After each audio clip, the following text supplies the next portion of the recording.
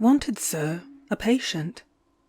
It was in the early days of my professional career, when patients were scarce and fees scarcer, and though I was in the act of sitting down to my chop, and had promised myself a glass of steaming punch afterwards, in honour of the Christmas season, I hurried instantly into my surgery. I entered briskly, but no sooner did I catch sight of the figure standing leaning against the counter, than I started back with a strange feeling of horror, which for the life of me I could not comprehend. Never shall I forget the ghastliness of that face. The white horror stamped upon every feature, the agony which seemed to sink the very eyes beneath the contracted brows. It was awful to me to behold, accustomed as I was to scenes of terror. "You seek advice?" I began, with some hesitation. "No, I am not ill." "You require, then—" "Hush!" he interrupted, approaching more nearly, and dropping his already low murmur to a mere whisper. "I believe you are not rich. Would you be willing to earn £1,000? £1,000? His words seemed to burn my very ears. "I should be thankful, if I could do so honestly," I replied with dignity. "What is the service required of me?" A look of intense horror passed over the white face before me, but the blue-black lips answered firmly, "To attend a deathbed." £1,000 to attend a deathbed? Where am I to go, then? Whose is it? "Mine." The voice in which this was said sounded so hollow and distant that involuntarily I shrank back. "Yours? What nonsense! You are not a dying man. You are pale, but you appear perfectly healthy. You—" "Hush!" he interrupted. "I know all this. You cannot be more convinced of my physical health than I am myself. Yet I know that before the clock tolls the first hour after midnight, I shall be a dead man." "But—" He shuddered slightly, but stretching out his hand commandingly, motioned me to be silent.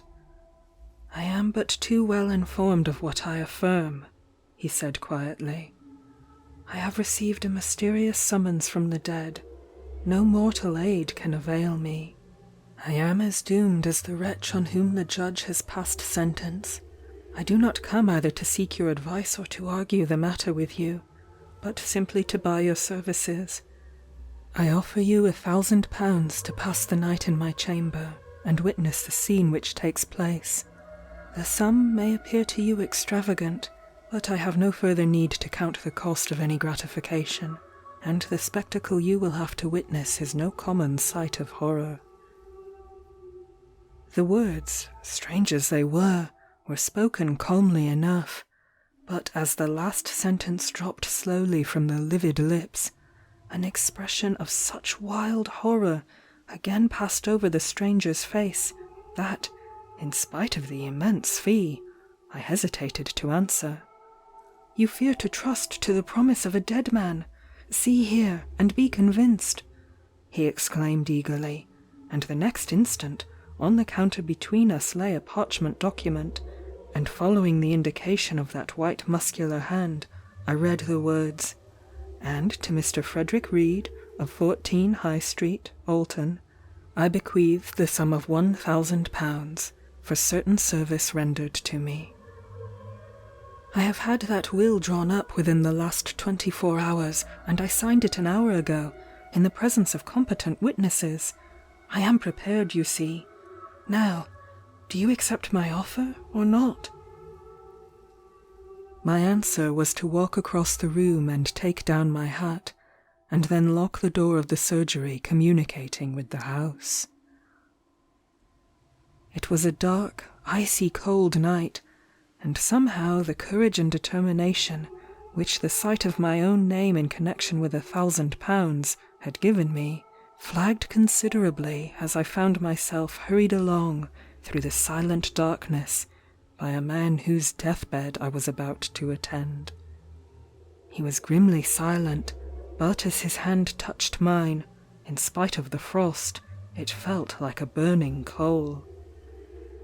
On we went, tramp, tramp, through the snow, on, till even I grew weary, and at length on my appalled ears struck the chimes of a church clock, whilst close at hand I distinguished the snowy hillocks of a churchyard. Heavens! Was this awful scene of which I was to be the witness to take place veritably amongst the dead?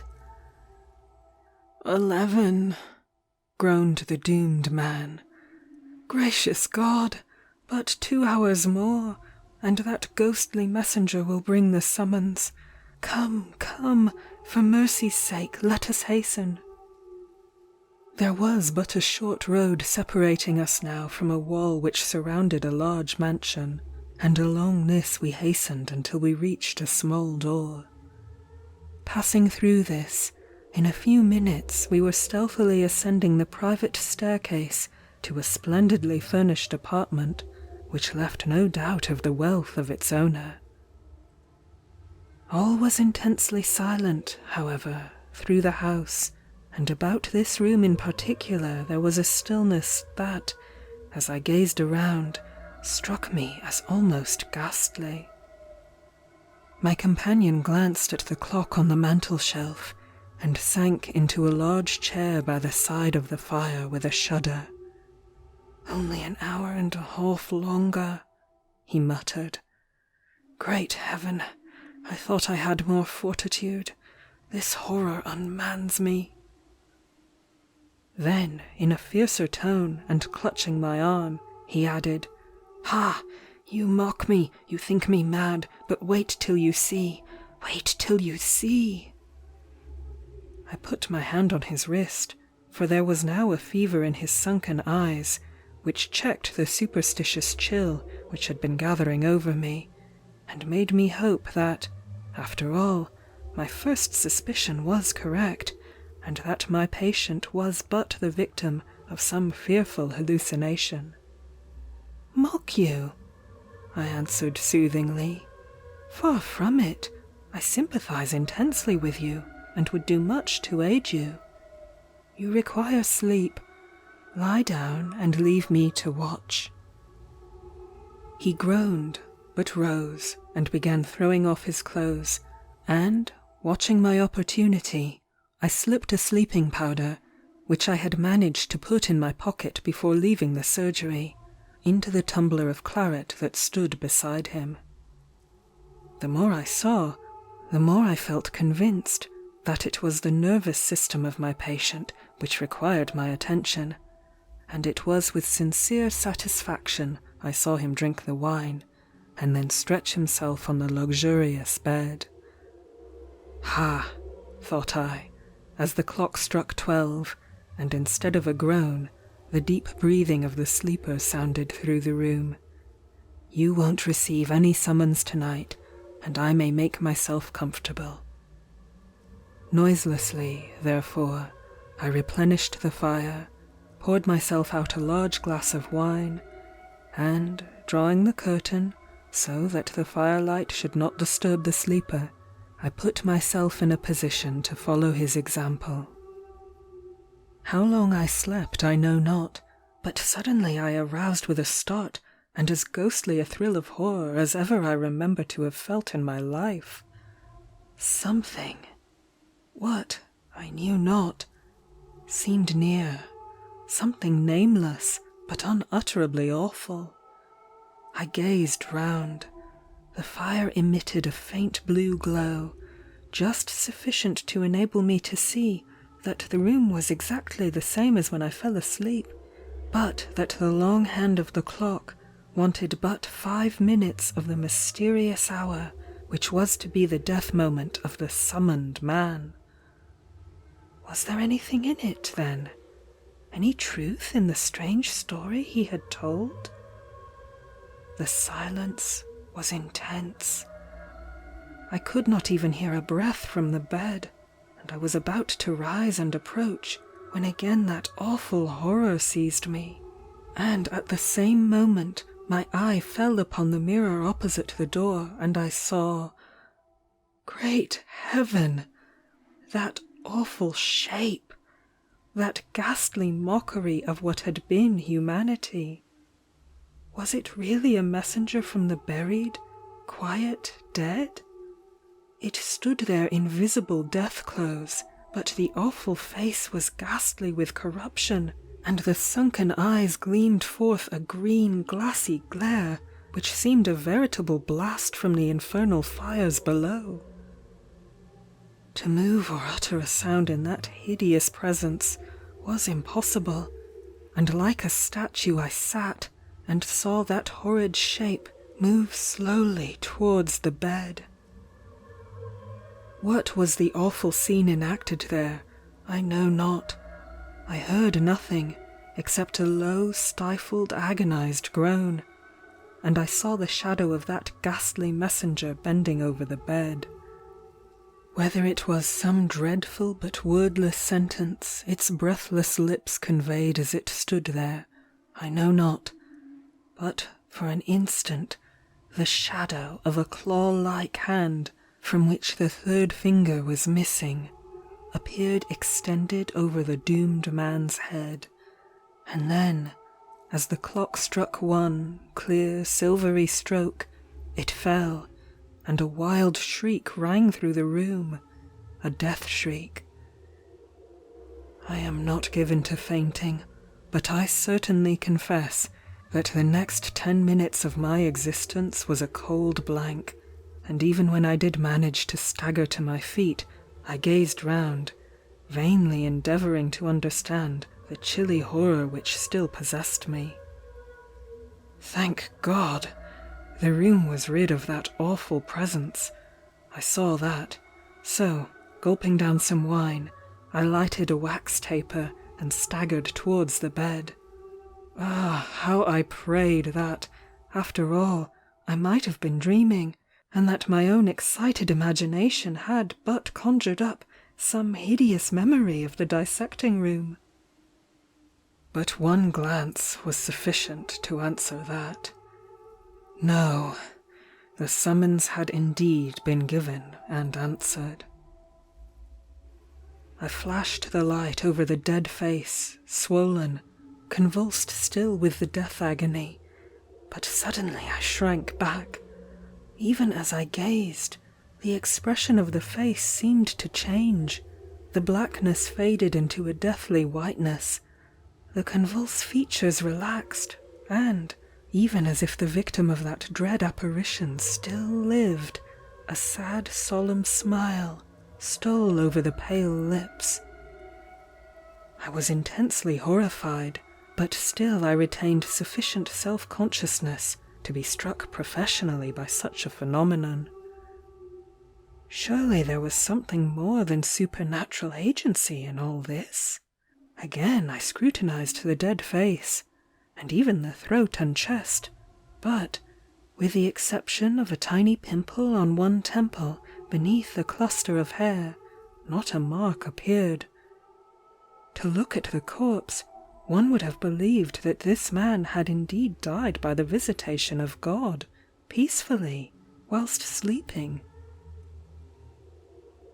How long I stood there I know not, but time enough to gather my scattered senses and to reflect that, all things considered, my own position would be very unpleasant if I was found thus unexpectedly in the room of the mysteriously dead man. So, as noiselessly as I could, I made my way out of the house. No one met me on the private staircase. The little door opening into the road was easily unfastened, and thankful indeed was I to feel again the fresh wintry air as I hurried along that road by the churchyard. There was a magnificent funeral soon in that church, and it was said that the young widow of the buried man was inconsolable.